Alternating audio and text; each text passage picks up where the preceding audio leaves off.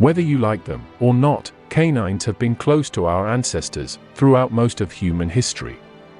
Dogs, of all kinds, were seen as loyal friends in most of the world's cultures. Their faithfulness and joyful spirit, along with their capacity for protection, made them the perfect companions. Beginning with the first civilizations, in Mesopotamia, we find evidence of dogs in collars and being domesticated as early as 3300 BCE in Sumer and a few hundred years later in Assyria. They most likely were used for hunting, but were also shown to be part of family life, living with them and listening to music. Gula, the goddess of medicine, was often accompanied by a trusted dog.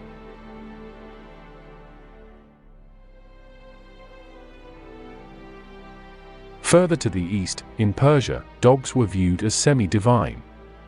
According to the Zoroastrian text, the spirit Dana greets recently deceased souls on the Chinvat bridge, with the good souls granted access to the house of song, paradise, and the evil ones thrown to the house of lies, hell.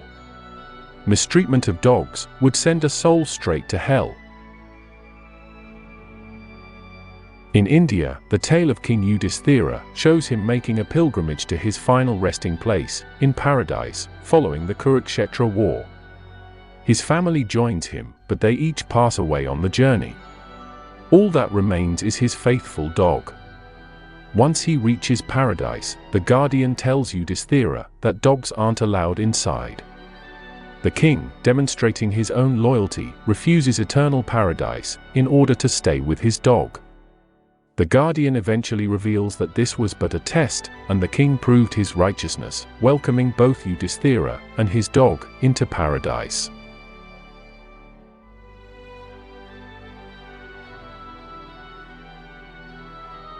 China wouldn't see dogs as divine, but more as a gift from the gods.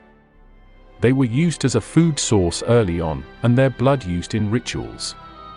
Dogs were also sometimes killed and buried in various locations to ward off evil spirits.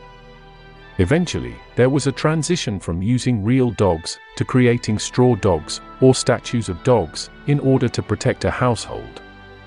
Jade Dog Amulets were created as well, as were charms for the living and dead. In Egypt, dogs might have been regarded more highly than any other culture, perhaps because of their proximity to the jackal. One of their gods would be a dog himself, Anubis.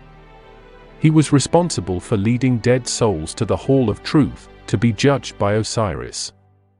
The dog, a Batiyu, owned by a king's servant in the Old Kingdom, was buried with a coffin from the royal treasury, with a limestone memorial slab. Dogs were often mummified, and owners would grieve by shaving their eyebrows. Dog collars from the period give us insight to some other dog names, such as Brave One, Good Herdsman, North Wind, and sadly, Useless.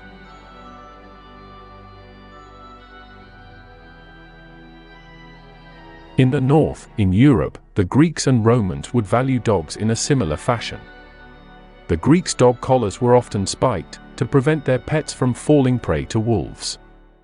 While not a god, the multi-headed Cerberus, guardian of Hades, was based on a dog because of its useful protection instincts. The Greek philosophy of cynicism takes its name from kynikos, meaning dog-like.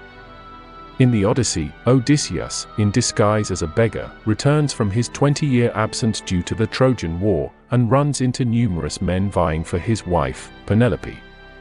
While none recognize him, his dog Argos, now old and weak, and who waited all these years, perks up at his master.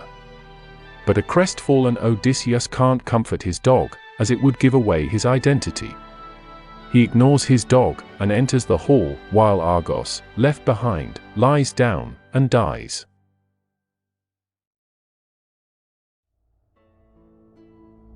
In Rome, dogs would be used mainly for protection, not just from bandits and other animals, but from spirits as well. Hecate, goddess of witchcraft, had spirit forms which humans couldn't see, but dogs could detect. It was written in Roman law that every farm should have 2 dogs to prevent thievery.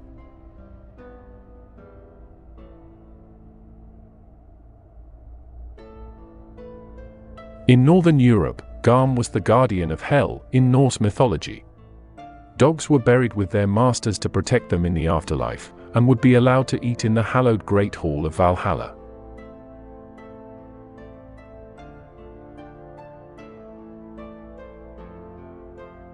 In the Americas, the Mesoamerican Mayan civilization regarded dogs as great swimmers, so believed they would lead souls over vast amounts of water to Xibalba in the afterlife. In an Aztec story, the gods flood the earth, but only a man and woman survive.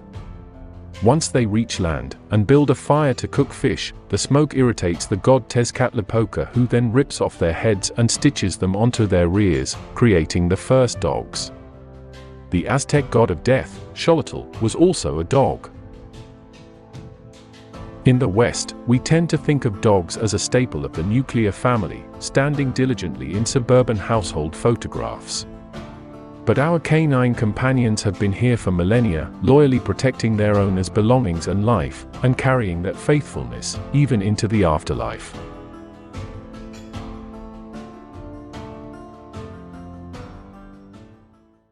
Thanks for watching Made in History.